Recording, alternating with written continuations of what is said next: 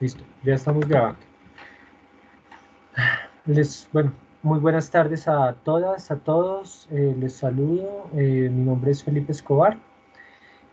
Yo soy psicólogo, magíster en psicología clínica y de la familia.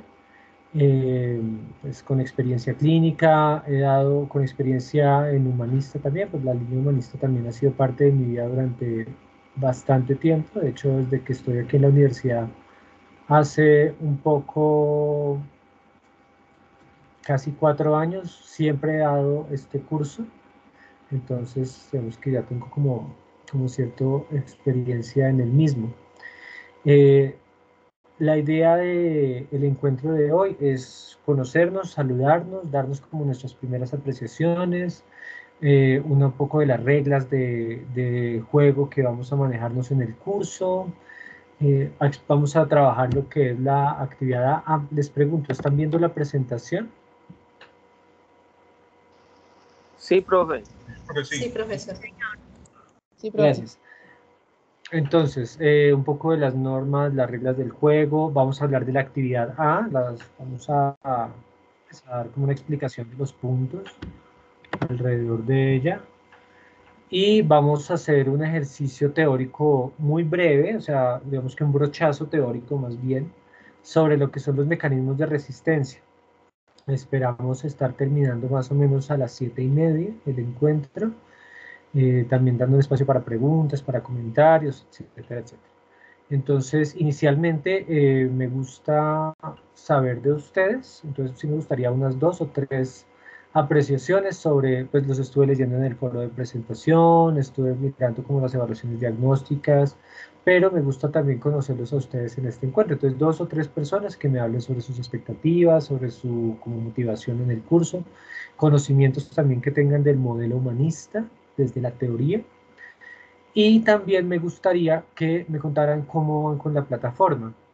Vi que había un par de personas que me habían hablado un poco sobre algunos temas, me acuerdo el de la observación. Entonces, pues digamos que compartí como un enlace. Les quiero contar algo y es que este curso está como en un proceso de renovación de algunas cosas, entonces pues estamos como en ese proceso, pero no quiere decir que lo que estén viendo ustedes esté mal, sino que siempre estamos tratando de mejorar. Entonces, por eso a veces de pronto el enlace estaba aquí, pero estaba allá, entonces como algunas cositas así técnicas que estamos mejorando. Pero bueno, más allá de lo que yo les pueda decir, sí me gustaría 2 o 3, máximo 3 personas, porque no se nos va el tema, que me comentaran un poco sobre eso, cómo se ha sentido con la plataforma, los temas que han visto, etcétera, etcétera. Me gusta el mecanismo que utilizó Martín. La idea es que levantemos la manita. Entonces, adelante Martín, puedes intervenir. Profe, era para hacerle una preguntita sobre el recurso que había para la actividad. Es que, pues igual, yo no sé, me tocó descargarlo por PDF, buscarlo en Google y lo pude bajar, pero las instrucciones que estaban allí para uno bajar el documento sobre la parte de la resistencia, sobre el punto 1, pues a mí no, yo traté de hacer lo que decía ahí y no me salía. Vale, sí, sí, efectivamente eso es lo que les estaba diciendo ahorita Martín. Entonces, digamos que hay algunos líos que se están teniendo con algunos enlaces, entonces, como ya pasó con algunos de tus compañeros, cuando pase eso, porque pues esto no es solamente, o sea, yo no manipulo tecnológicamente la plataforma, esto hay todo un departamento en la universidad, ustedes lo saben bien. Entonces uno como que como docente reporta algunas cosas y pues en proceso tecnológico pues se hacen algunos cambios. Si pasa eso, me escriben y yo directamente les envío el enlace o les envío el texto, pues ahí vamos mirando qué mecanismo utilizamos, ¿vale? Sí, porque efectivamente hay algunas cositas que pronto no están funcionando como quisiéramos. ¿Listo? Si no los tengo aquí a la mano todo, porque pues no lo tengo a la mano, pero apenas ustedes me escriban, yo hago todo mi esfuerzo para devolverles lo más pronto posible, ya sea lo que les digo, ya sea el texto en PDF o el enlace donde pueden acceder a él, ¿vale? Listo, profe, ¿no? De todas maneras, pues yo he tratado de estar leyendo ya la parte de las unidades y el trabajo también, pues, con los compañeros que estamos trabajando la actividad.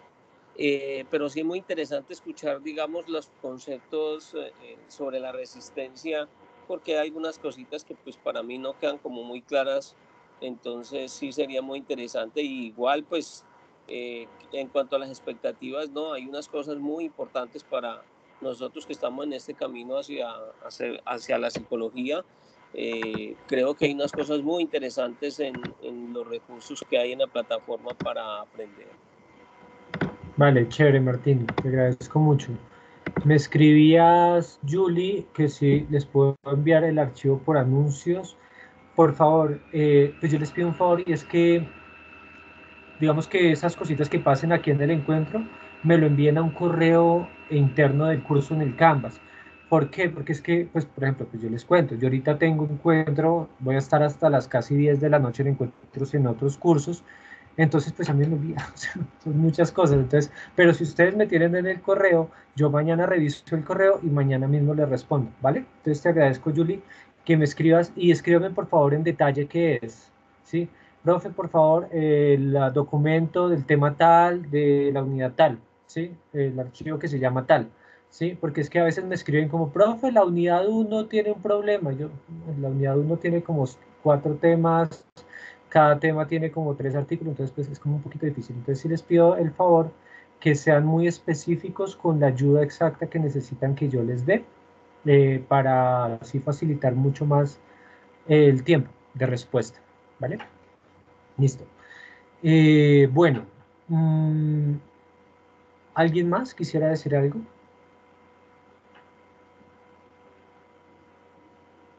No, listo. Les voy a hablar un poco yo entonces ahora.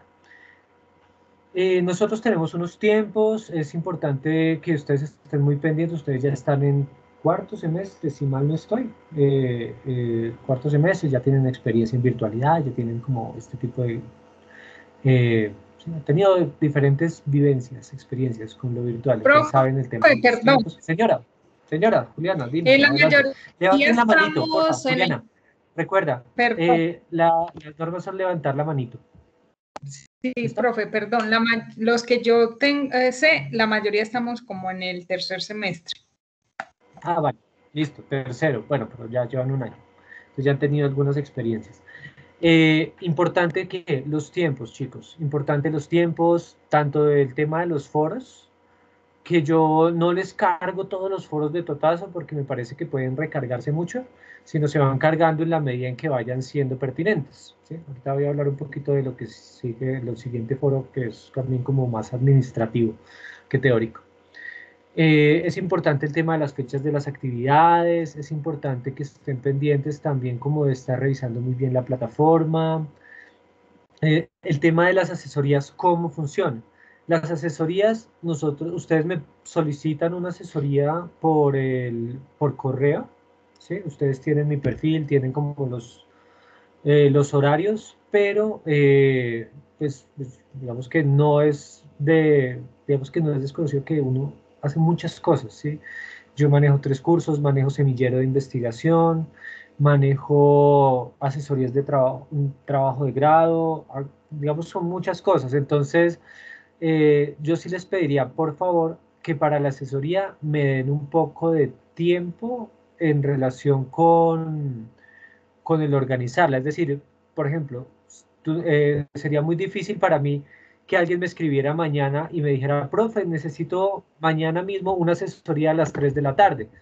¿Sí? Entonces, en cambio, si me escribe mañana, profe, nos podemos ver el jueves a tal hora, no sé qué, yo le digo, no, el jueves de pronto no puedo, porque no nos vemos el lunes a tal hora, ¿sí? Entonces, como que vayamos coordinando así como con tiempo, porque no es tan fácil. Y yo lo hago, siempre lo hago por orden digamos, de llegada. ¿Sí? O sea, si de pronto yo le estaría diciendo a la persona que no puedo hoy porque alguien me pidió la asesoría hoy, la semana pasada, ¿sí? Entonces trato de ser muy justo con ustedes. En ese sentido, sí sería importante el tema del correo. Entonces, una asesoría, profe, una asesoría, no sé qué cosas, pues se va cuadrando. Otra cosa es que también se pueden hacer asesorías de forma asincrónica. ¿Esto qué quiere decir? Que ustedes me escriben un correo, yo les respondo el correo esperando, porque hay cosas que de pronto son de mucho más fácil respuesta, ¿sí? Inclusive ya ha pasado, ¿sí? Ya varios de ustedes me han dado algunas preguntas, yo sí las respondo, trato de hacerlo lo más rápido posible en la medida de mis condiciones humanas, hablando de humanismo, ¿sí? De mi condición humana, les respondo, y bueno, en ese sentido. Las asesorías las vamos a hacer por este mismo enlace, ¿sí? El enlace del primer encuentro va a ser como nuestro espacio de encuentro para las asesorías. Entonces ténganlo por ahí a la mano. ¿Por qué? Porque es fácil, es fácil. Ustedes simplemente se van al anuncio, en el anuncio está el enlace, ustedes cliquean ahí, se conectan a la hora y ahí estamos conectados. Yo hago lo mismo. Entonces es fácil de hacer de esa manera, ¿vale? Ya, creo que eso sería como el tema de asesorías, encuentros previos, acuerdos, etcétera. No sé si hay alguna pregunta en ese sentido más, pues, como les digo, más administrativo.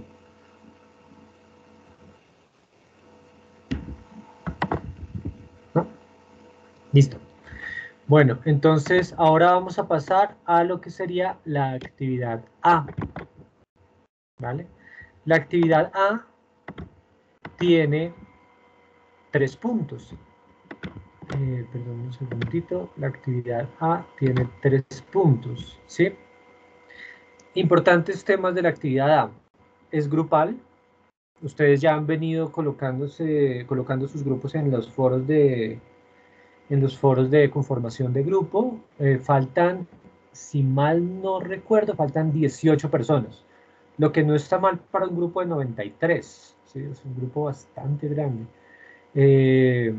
Pero todavía faltan 18. No está mal, pero pues falta. Entonces, si alguno de los que está acá falta de grupo, pues por ejemplo yo los podría invitar a que revisen los grupos que no tengan 5 personas, porque el tope sí es 5, que se escriban entre sus compañeros o bueno, vayan coordinando también. Hay una fecha tope, después de esa fecha límite, si se pasa, yo coordino los grupos aleatoria y arbitrariamente, ¿sí? No es como lo preferible, pero pues es el mecanismo que se debería usar. ¿Qué sucede? Después del 2 de agosto se va reduciendo la nota, ¿sí? Después de 2 días se saca 4.3, se saca una unidad menos, perdón, después de 3 días se sacan 2 unidades menos, y después de 4 días no se recibe, salvo un documento certificado institucional que salvaguarde el tema de la entrega. Pero pues digamos que en un tema grupal sería muy raro, porque pues como que los 5 se enfermen al mismo tiempo, sería bastante extraño. O sea, no sé, pues nunca me ha pasado a mí realmente. Sí, de pronto el tema de sustentación, que es individual, pues puede ser con, obviamente, certificado médico, pero pues normalmente eso no pasa, pues porque se enfermen los 5, lo que les digo. Bueno, eso en cuanto a actividad A, en cuanto a normas. Ya ahora sí vámonos a lo que consiste la actividad A. La actividad A tiene 3 puntos que cumplen un poco con los 3 elementos que se espera dentro del desarrollo profesional, que es el saber saber, el saber ser y el saber hacer. El saber, ¿qué es? Es la comprensión de los mecanismos de defensa de la neurosis como resistencia. ¿Qué deben hacer? Deben coger cada uno de esos mecanismos y explicar el concepto de ese mecanismo, es decir, teóricamente cómo se configura ese mecanismo, y explicar, bueno, y más que explicar, y narrar una experiencia de vida en donde se refleje ese mecanismo, ¿sí? No tiene que ser real, es más, de hecho no es lo ideal que sea real, porque pues no, aunque es normal que nos pase en psicología que nosotros empezamos a reflejarnos en cuanto a trastorno o problema psicológico empezamos a estudiar, pues tampoco es la idea generar un tema de exponer nuestra intimidad, ¿sí? Y eso es bien importante que ustedes lo tengan en cuenta. En la medida en que ustedes van cada vez avanzando más, van profundizando más en... Discúlpame, alguien tiene el micrófono y creo que la cámara. Les agradezco. Entonces, lo que les digo, en la medida que ustedes van profundizando en la carrera, van profundizando también en el conocimiento del ser humano. Y eso va implicando también un autoconocimiento, ¿sí? Pero pues la idea no es exponer nuestra intimidad en nuestro crecimiento profesional, porque pues porque eso no está bien. O sea, eso es un manejo ético y de cuidado con nosotros mismos y con el otro. Entonces la idea es que sean historias inventadas. Todo esto para decirles que son historias inventadas y pues darle tips poco a poco de lo ético y lo deontológico que se debe manejar en la carrera. Eso es importante que también lo vayan teniendo en cuenta. Ese sería el primer punto, ¿vale? ¿Hay alguna pregunta de ese primer punto? Dalila, adelante, señora.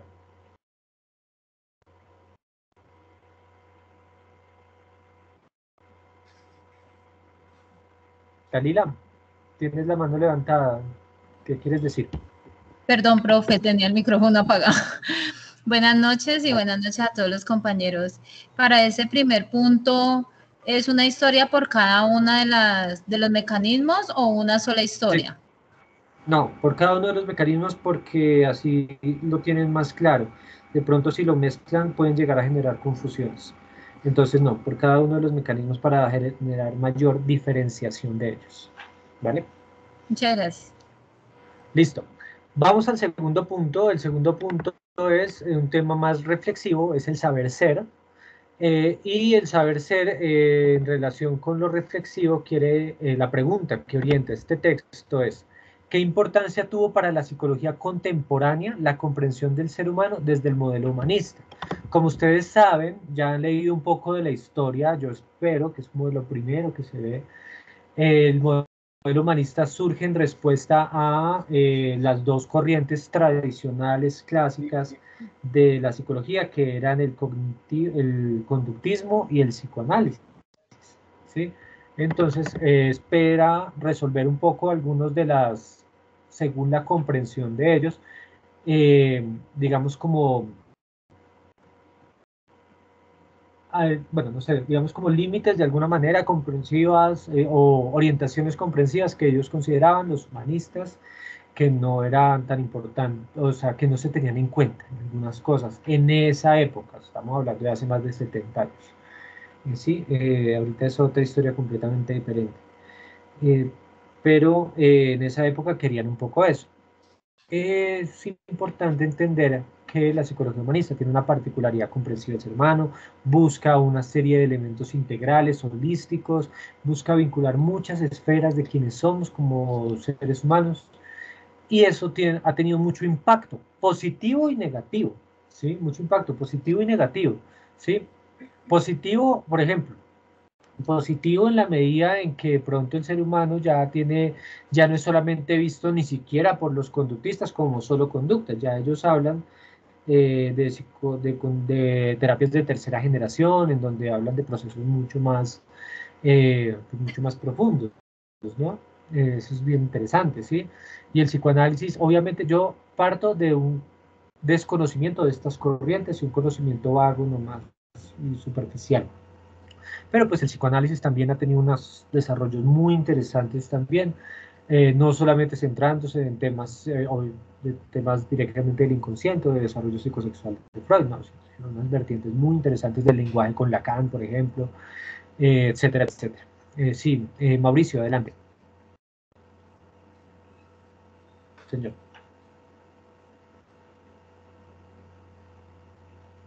Señor, Mauricio.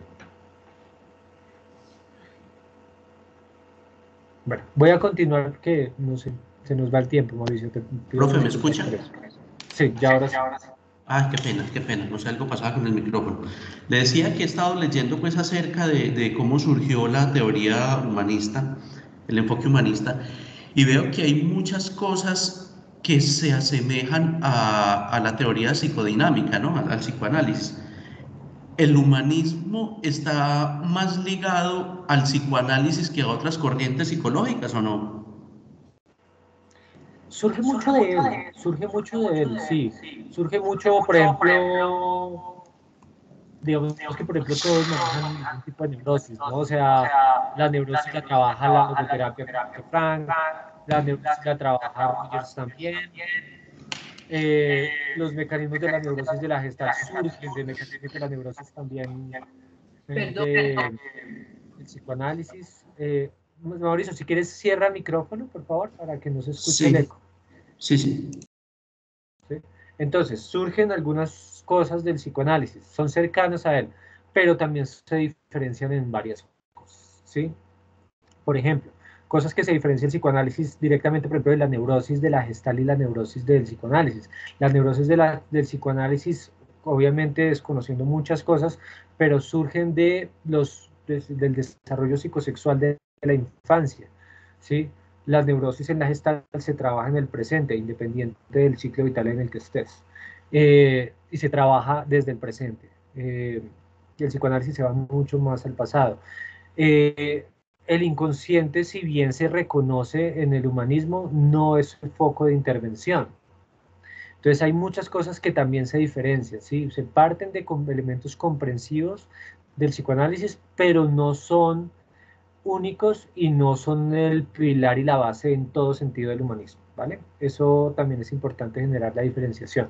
Y se contemplan otras cosas también, ¿sí? Por ejemplo, el humanismo es muy social también, muy del yo. Por ejemplo, el yo de Alan Rogers son elementos muy sociales, muy de la cultura, ¿sí? Aún, bueno, obviamente pues el malestar de la cultura de Freud trae muchas cosas también ahí, pero hay muchos elementos muy diferenciadores también en este sentido.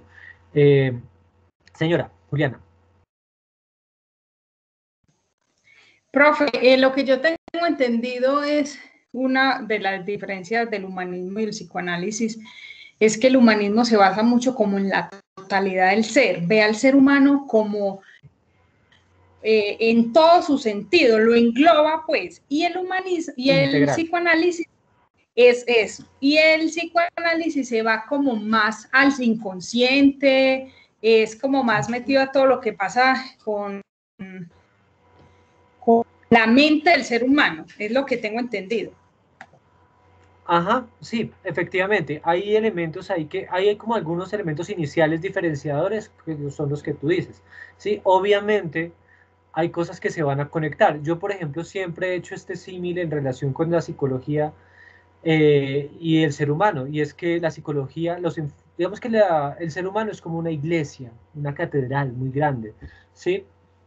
Y los enfoques son puertas. Entonces, tú entras por la puerta principal y por la puerta más, pues digamos por la puerta de enfrente y vas a ver unas cosas. Puedes entrar por la puerta lateral, vas a ver otras cosas. Puedes entrar por la puerta lateral izquierda, lateral derecha, vas a ver otras cosas. Puedes entrar por detrás, por donde vive el sacerdote y vas a ver otras cosas. Pero por todos lados estás conociendo al ser humano. Lo que pasa es que para conocer al ser humano tendrías que conocer demasiado, ¿sí? Entonces, obviamente va a haber puntos en donde se conectan, puntos en donde se diferencian, porque finalmente el ser humano es uno. ¿Sí? Entonces, eso es importante como que se vaya gestando también. ¿Sí? Hay otros, bueno, eso no me voy a tener ahí porque se nos va todo el encuentro. Profe, perdón. Hay algo, por ejemplo, que Jung, Carl Gustav Jung hacía y era que él quería autodescubrirse a sí mismo. Y yo digo que por esa misma base va el humanismo. Aunque Jung no es humanista, ¿no? Eso es importante. Sí, Jung sí, claro, no, yo lo tengo clarísimo, pero pues hay muchas teorías, como usted dice, que en cierta forma el humanismo coge de, pues si abarca todo el ser humano, pues cada una de las ramas de la psicología se enfoca en una de esas partecitas, ¿cierto? Ajá, de acuerdo. Sí, no, y lo que tú dices es completamente cierto. Por ejemplo, el libro rojo de Jung es un proceso de autodescubrimiento tremendo, muy, muy fuerte. Pero bueno, listo. La idea es, en esta pregunta, que ustedes respondan un poco a eso. Piensen, como les decía, en lo positivo y lo negativo. También hay cosas negativas de este tema del humanismo. Por ejemplo, la psicología ahorita, inclusive la no psicología ahorita, tiene una cantidad de vertientes terapéuticas interventivas que no son psicología, pero que la gente cree que son psicología. Por ejemplo, el tema de constelaciones familiares, hay gente que usa el tarot para hacer psicología, o sea, hay gente que recomienda libros de Chopra para hacer psicología, de desarrollo personal. Eso no es psicología. O sea, eso... Y hay ciertos permisos, entre comillas, que se dieron por ciertas corrientes, lastimosamente para mí, humanistas. Sí, no, la parapsicología es otra cosa. La parapsicología es otra cosa. La parapsicología es más centrada en fenómenos extrasensoriales, como por ejemplo la telequinesis, la telepatía, ese tipo de cosas. Esto es otra cosa. Entonces, son como ciertos permisos, eso es más pseudopsicología, más que parapsicología, es pseudopsicología, ¿sí? Y se dieron ciertos permisos de la psicología positiva de algunas corrientes o de algunos autores, porque algunos sí son psicólogos formados, ¿sí? Por ejemplo, este personaje que leía el tarot, yo no me acuerdo cómo es que se llamaba este personaje, Walter Mercado, alguna vaina así. Él era antropólogo de profesión y había estudiado temas terapéuticos, o sea, él era un profesional que se dedicó a leer al tarot. ¿Sí? Entonces, pues bueno, son algunos permisos negativos que también ha tenido la psicología contemporánea. Uno ve unos anuncios, unas cosas terribles. ¿Sí? Entonces, bueno, es como para que reflexionen un poco en eso. Y el tercer punto habla sobre un ejercicio ya del hacer a partir de esta experiencia que ustedes vieron en el video de este personaje que tiene pues hiperactividad. Entonces la idea es que ustedes hagan un ejercicio de observación, hagan un ejercicio de observación fenomenológica, que no es cualquier tipo de observación, es una observación centrada en la experiencia, centrada en lo que sucede ahí, para poder pues entender un poco más lo que sucede acá, ¿sí? Entonces en ese sentido sí, pues bueno, entender un poco más en detalle, ¿sí? Muchos se basaron en la psicología humanista para hacer el coaching, eso efectivamente, ¿sí? Entonces, bueno, vuelvo al tercer punto. El tercer punto es entender esto, hacer una descripción de esto. Una descripción que implique ¿qué? Que implique lenguaje verbal, lenguaje no verbal, posturas. Entre más detallado sea lo que ustedes van a observar, más recursos y elementos van a tener ustedes. Recuerden, algo fenomenológico no es interpretativo, es el fenómeno en sí mismo, ¿sí? Pueden hacer, y una recomendación, por ejemplo, yo no les digo, y esa no es mi tendencia como docente, decirles paso a paso que es una tabla donde una columna diga esto, donde otra diga esto, donde otra diga esto. No soy de esa tendencia. ¿Por qué? Porque eso sería sesgar también sus propios mecanismos de aprendizaje. Hay algunos que aprenden más con tablas, hay otros que aprenden más con texto de corrido, hay otros que aprenden más con gráficas, hay otros que aprenden más con mapas mentales. Entonces, lo importante es que logren el proceso de aprendizaje. El mecanismo de desarrollo de la actividad está más ligado a su desarrollo de aprendizaje que a mi interés de evaluativo, ¿sí? Obviamente, sí tiene que reflejar un resultado de aprendizaje, independientemente de la estrategia que utilice, ¿vale? ¿Qué les recomiendo yo? Les recomiendo que tengan muy bien diferenciado qué estoy observando, el detalle de los que estoy observando, y si quiero alguna observación o algún comentario de lo que estoy observando, ¿vale? ¿Cómo lo organizan ustedes? Nuevamente les repito, depende de su estrategia de aprendizaje. Una de las bondades que tiene la virtualidad es que, y de las bondades que tiene el aprendizaje autónomo, es que son ustedes quienes van gestando cómo aprenden mejor, ¿sí? Yo personalmente tengo una inteligencia espacial nefasta. Entonces, trabajar con mapas y con estructuras y ese tipo de cosas no me funciona a mí. Pero, pues, por ejemplo, pues tengo una inteligencia verbal mucho más desarrollada. Entonces, para mí los textos y ese tipo de cosas me funcionan. Pero para otros no. ¿Listo? En algún momento ser observador y ser observado. Eso hace parte también de sus propios desarrollos y procesos como de introspección para poder generar el aprendizaje y el desarrollo como ustedes quieren gestar. ¿Listo? Entonces, el primer punto, el primer elemento del tercer punto es esta observación. El segundo punto es un ejercicio de planteamiento de un diálogo profundo que favorezca la comprensión profunda de lo que sería la experiencia dentro del caso, ¿sí? ¿Por qué tengo que hacer énfasis en diálogo profundo? Porque el diálogo profundo es distinto a una entrevista semiestructurada, ¿sí?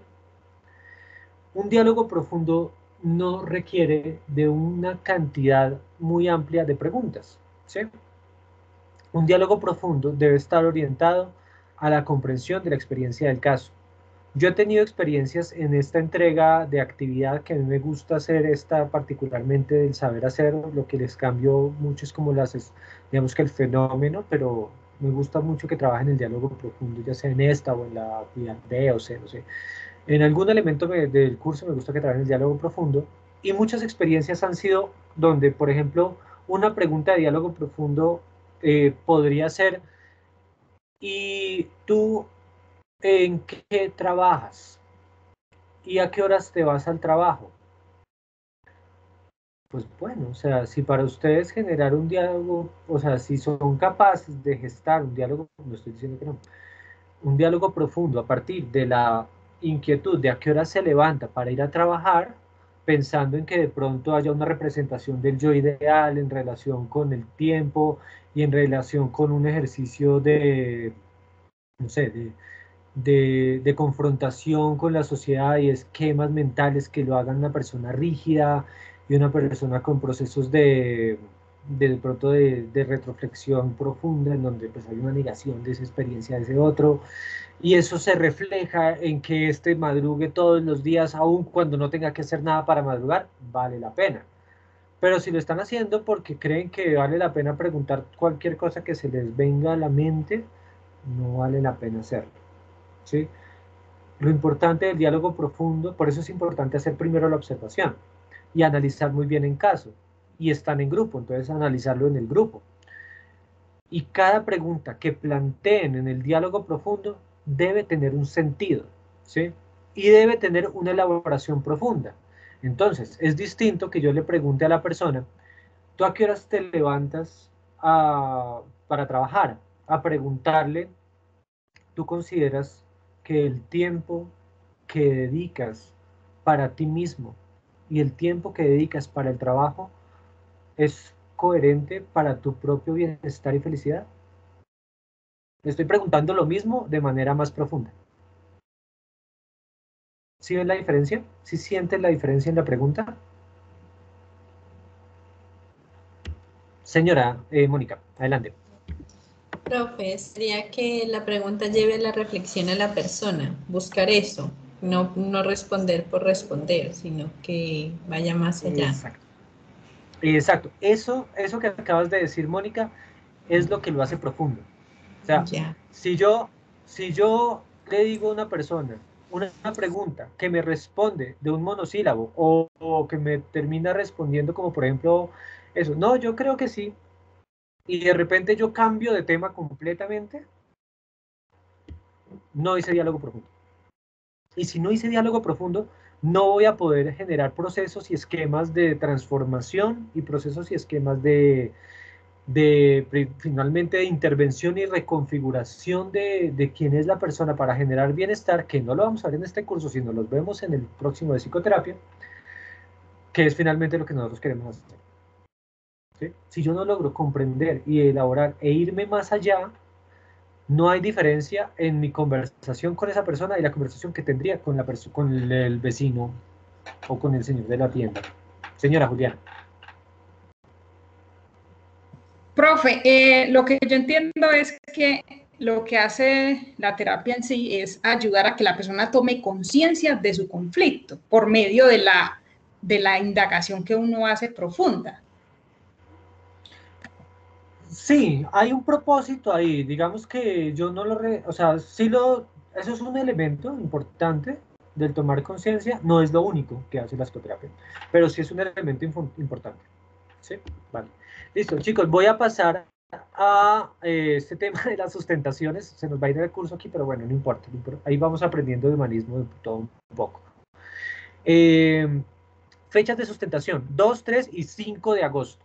Sé que salió corrido, pero es que el 4 estamos de chorro con encuentros y desafortunadamente no esperaba, y esto sí yo soy consciente de esto y fue algo que se me salió de las manos, porque cuando yo programé los encuentros de todos los cursos que tengo y de todos los temas, no esperaba que me llegara un grupo de 90 para un curso de modelo teórico, ¿sí? y normalmente yo trabajo en 2 días, encuentro sustentaciones y me alcanza, pero con 90 no me alcanza. Entonces ya tenía programados todos los encuentros de los otros cursos y tuve que agregar el 5 de agosto, que es un jueves, para las últimas sustentaciones, ¿vale? Entonces se nos va a quedar un poco cruzado, pero espero que me entiendan, y fue por la magnitud, por la amplitud del grupo que llegó, ¿vale? 2, 3 y 5 de agosto.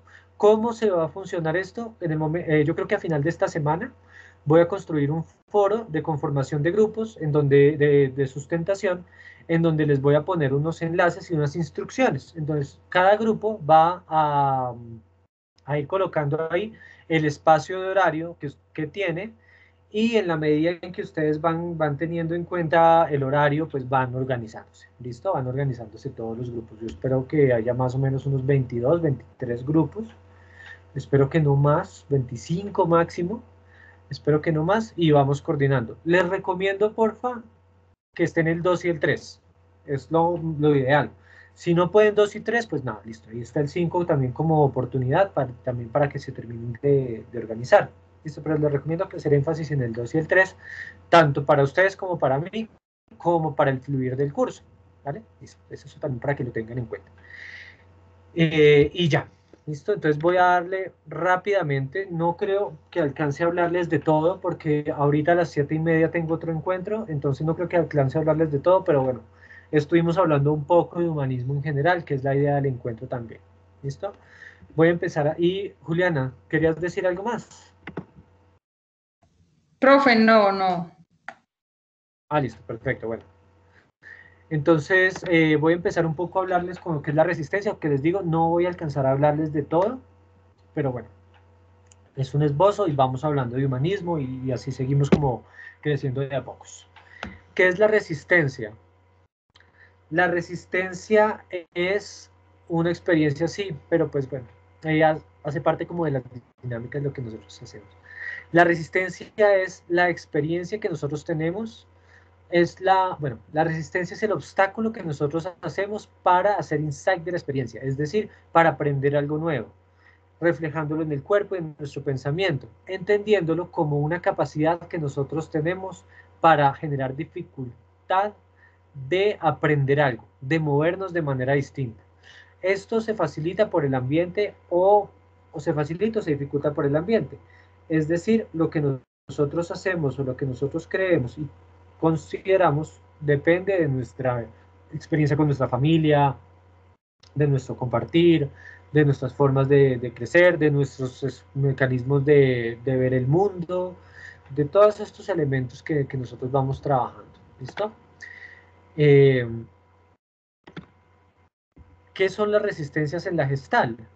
Finalmente, las resistencias en la Gestalt se orientan como una experiencia en relación con el ambiente que limita un campo de organización con este mismo ambiente, orientándolo a de una manera, digamos, decir, limitada o solamente configurada por la persona y por lo que él comprende. ¿A qué me refiero con esto? La resistencia en la Gestalt es esa incapacidad que tiene la persona de aprender o de moverse algo de una manera nueva o distinta en el momento presente en el que está viviendo, ¿sí? Desde una experiencia previa en muchos aspectos y haciéndolo, y esto es de las cosas más difíciles que uno va a vivir siempre en terapia, y básicamente es, entre comillas, una base, un pilar fundamental, una característica fundamental que sucede cuando una persona tiene problemas, y es la rigidez, es decir, siempre hacer lo mismo. Por ejemplo, las personas que tienen problemas de pareja. Las personas que tienen el problema terminan la pareja y vuelven y se consiguen una pareja que tienen el mismo problema, una y otra vez. ¿Por qué? No es porque sea de malas, ¿sí? No es porque, pues sí es porque no sabe elegir, pero no sabe elegir porque no ha movido recursos de manera distinta y no ha sido consciente de manera distinta de que puede vivir distinto. Esas son resistencias, esas son dificultades que se tienen para poder vivir. ¿Listo? Aspectos clínicos, precisamente, bloquea el crecimiento, no avanza, no hay formas como de moverse de manera distinta, e inclusive nosotros como terapeutas podemos hacer esto también, porque nosotros a veces como terapeutas podemos hacer que la persona genere resistencias al no hacer buena terapia. Y aquí quiero decirles algo importante. En la psicoterapia, algo que he descubierto y que hemos descubierto, porque eso lo comparto con varios colegas clínicos, colegas que pues digamos que conversamos sobre la experiencia que tenemos en psicoterapia, y es que es más difícil trabajar con pacientes que vienen de un mal proceso clínico a pacientes que llegan por primera vez a psicoterapia. ¿A qué me refiero con esto? Es más difícil ayudar a cambiar a alguien, ¿sí? Ayudar a esa persona que cambie su experiencia de vida si ha tenido malos terapeutas antes a que si es la primera vez que llega a psicología. Por eso es tan importante formarse bien, ¿sí? Preferible, o sea, si uno es mal terapeuta, o sea, si la persona es mal terapeuta, preferible no haga psicoterapia, o sea, le hace más daño a la persona hacer que haga psicoterapia y hacerla mal, que pues que no haya hecho nunca. Por eso es tan delicado el tema de las resistencias también, porque yo las puedo propiciar como terapeuta. ¿Listo? ¿Cómo funciona la neurosis? La neurosis funciona, estos mecanismos de las neurosis funcionan como en un crescendo en donde yo primero me doy cuenta que algo está pasando, hago o movilizo mis recursos, esos recursos se convierten en una acción, esa acción se convierte en una retroacción o en una retroalimentación del contacto, de la experiencia, y después me retiro cuando me doy cuenta que no funcionó. Por ejemplo, con mi jefe. Entonces, yo genero desensibilización, que la desensibilización es acostumbrarme a que me hagan daño, básicamente. Yo me doy cuenta de que mi jefe me va a hacer daño, ¿sí? De que me va a decir el trabajo que hizo lo hizo mal. Y yo empiezo a pensar, ¿qué voy a hacer? Ya sé, voy a hacer que no me importe, ¿sí? Voy a hacer que no me importe. Y para que no me importe, voy a distraerme en la reunión, ¿sí? Pensando en otras cosas. Y entonces mi jefe me empieza a hablar. Y yo empiezo a distraerme. Esa distracción hace que mi jefe me hable peor. ¿Por qué? Porque me preguntó algo y yo no estaba poniendo cuidado, entonces pues me habló peor. Entonces esa es la acción de la retroalimentación de contacto. Y yo después finalmente me retiro. Y mi retirada implica, no, definitivamente yo cada vez hago las cosas peor. Entonces pues yo lo que tengo que hacer es acostumbrarme a que me den el trabajo, me vale mal. ¿Sí? Entonces todos esos procesos funcionan en milésimas de segundo, porque el pensamiento funciona así, porque es la velocidad del rayo pasando la sinapsis, pasando por las neuronas, que son milésimas de segundo funcionando, y en 3 segundos pasó todo eso que yo les acabo de decir de manera consciente e inconsciente, a veces solamente inconsciente, a veces las dos, a veces más para un lado, más para el otro. Funcionó así y así se movió la persona, ¿vale? Listo. Ahora sí, pasamos a los mecanismos de resistencia, que los voy a pasar muy rápidamente para dar unos minuticos de preguntas. La desensibilización, ¿qué es? Eliminar la experiencia sensorial del evento, es decir, yo ya no siento nada, a mí ya lo que me hagan no me importa. Esto obviamente no es cierto, porque a uno sí le importa, porque uno tiene emociones, porque uno vive de las emociones.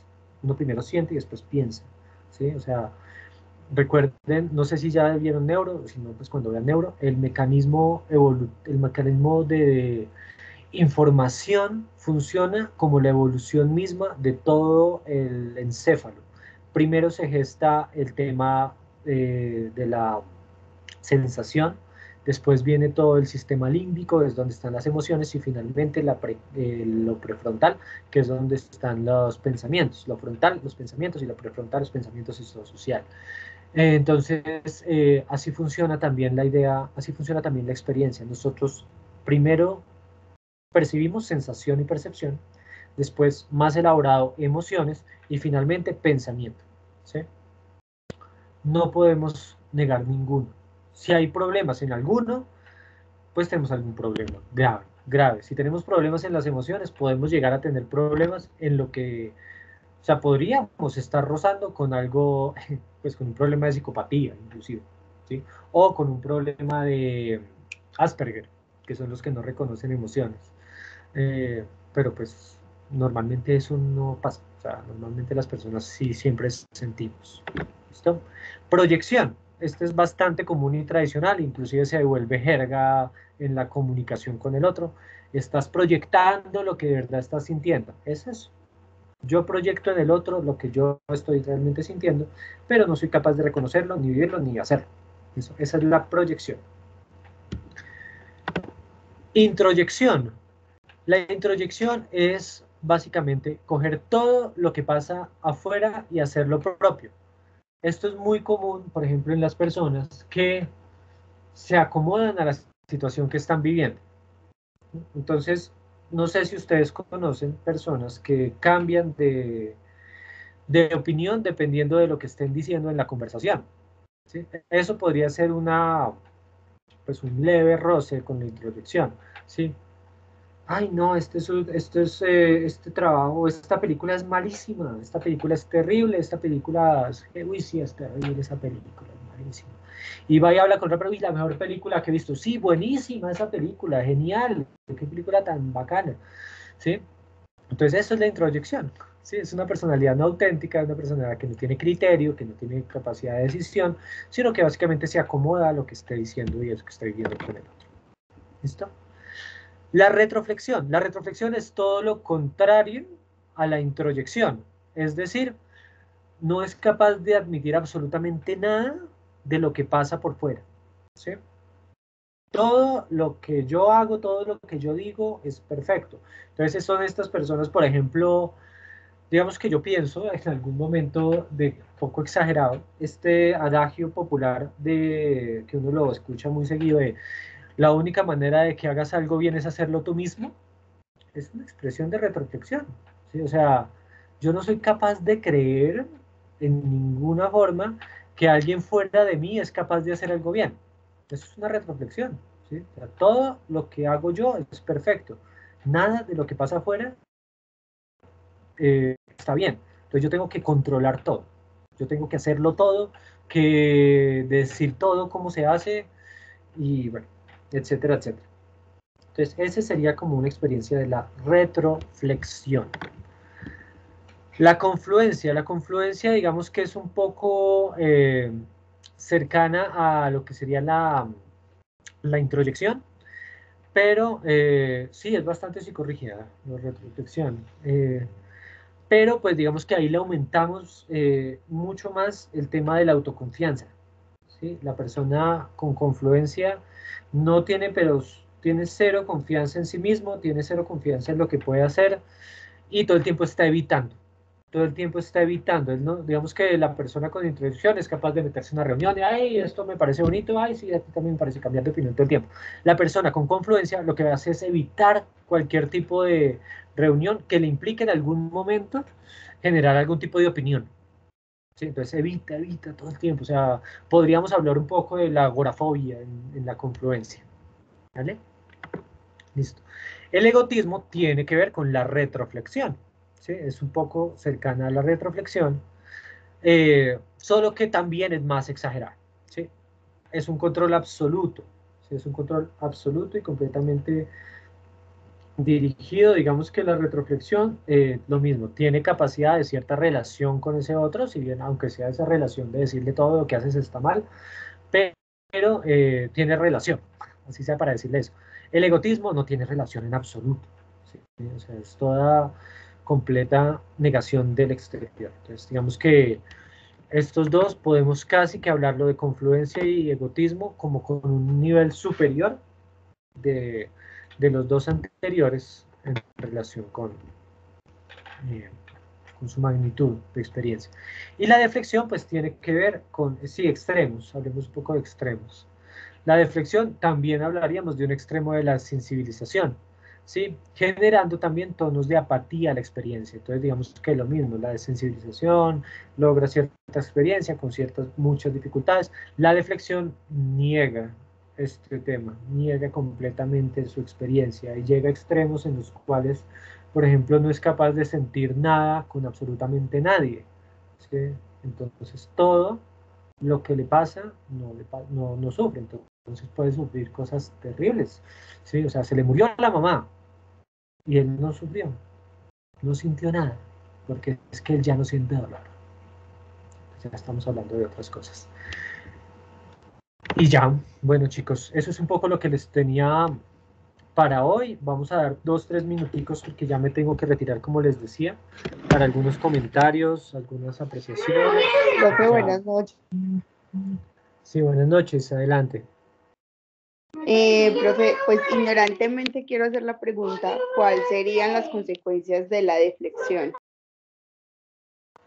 De la deflexión, un poco lo que yo te decía, por ejemplo, ya hablar de una negación completa, entonces estaríamos teniendo muchas dificultades de relación con ese otro. Por ejemplo, si yo creo que,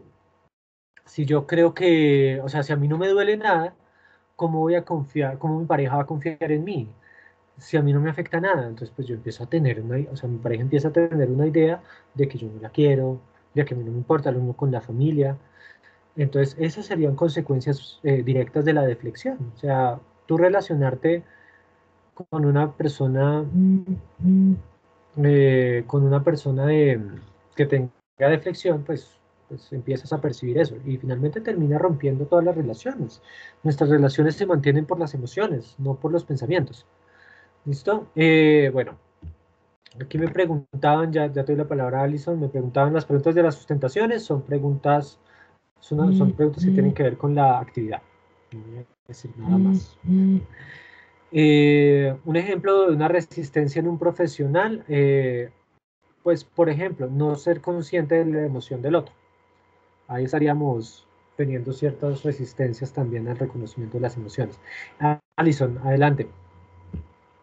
Rápidamente. Buenas noches, profe. Pues antes de hacer una pequeña pregunta que tengo, no sé, manifestar que esta materia, este curso es todo un reto para mí, siento que como a explotar acá, siento que fue pues como mucha información, pues claramente habrán otros espacios para seguir pues como reforzando y aprendiendo, pero siento en especial que, o me da pues la impresión de que tienes la idea de que tenemos mucho conocimiento previo acerca del modelo.